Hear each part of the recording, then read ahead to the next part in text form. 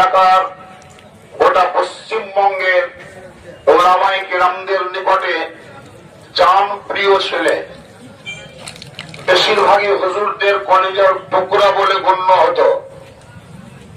সকলেরই অন্তরস্থলে তার স্থান ছিল। আমাদেরকে সদা সর্বদাই সে শ্রদ্ধা করেছে, আমরা তাকে স্নেহের দৃষ্টিতে দেখেছি, ছেলের মতো করে তাকে ভালোবাসা দিয়েছি।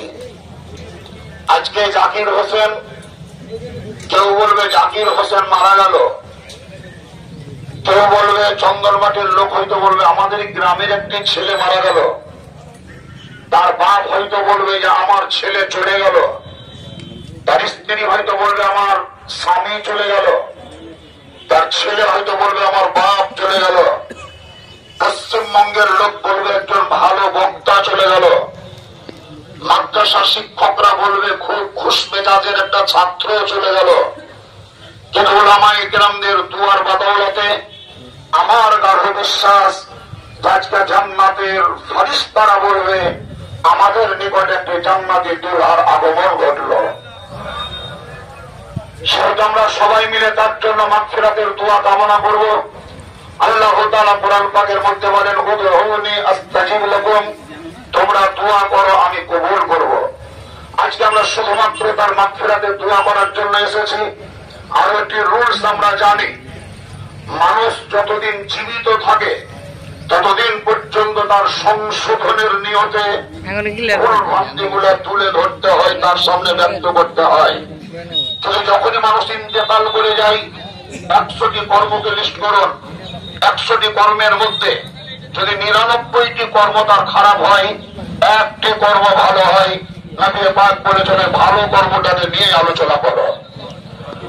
আজকে আমাদের প্রাণ প্রিয় কলিজার টুকরা স্নেহের শীষ জনাব হাফিজ ও কারি, চতুর্বেদী হিসাবে পরিচিত, ভাইরাল বক্তা, জনপ্রিয় ছেলে জাকির হোসেন সাহেব ইন্তেকাল করেছে। আমি বলবো মানুষের চলার মধ্যে ভুল ভ্রান্তি থাকতেই পারে বা থাকাটাই স্বাভাবিক, কিন্তু যে সমস্ত কাজগুলো করে গিয়েছে তার মধ্যে হাজারো কাজ এমন করেছে যেগুলো আল্লাহকে সন্তুষ্ট করার জন্য, নবী মুস্তাফাকে সন্তুষ্ট করার জন্য।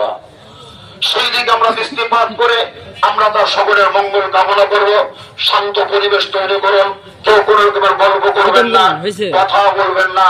যদি পারেন তো মুখে জানাজা শুরু না হওয়া পর্যন্ত কান খুলে শুধু বক্তব্য শোনেন, আর মুখ থেকে বলার ইচ্ছা থাকলে সুবহানাল্লাহ আলহামদুলিল্লাহ বলেন। আসসালামু আলাইকুম।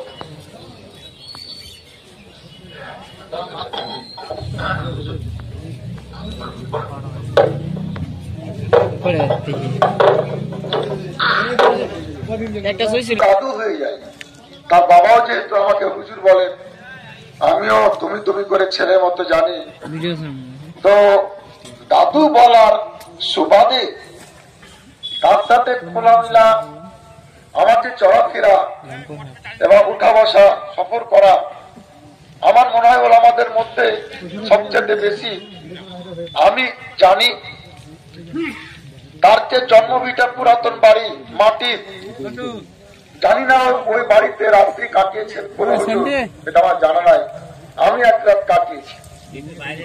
নতুন যখন মাঠে বাড়ি করলো, দাদু বাড়ি করেছে, আপনাকে আসতে হবে। এলাম একদিন, চা খেলাম, নাস্তা পানি করলাম, বকলাম যে এত ভিতরে বাড়ি করে একটা বক্তা।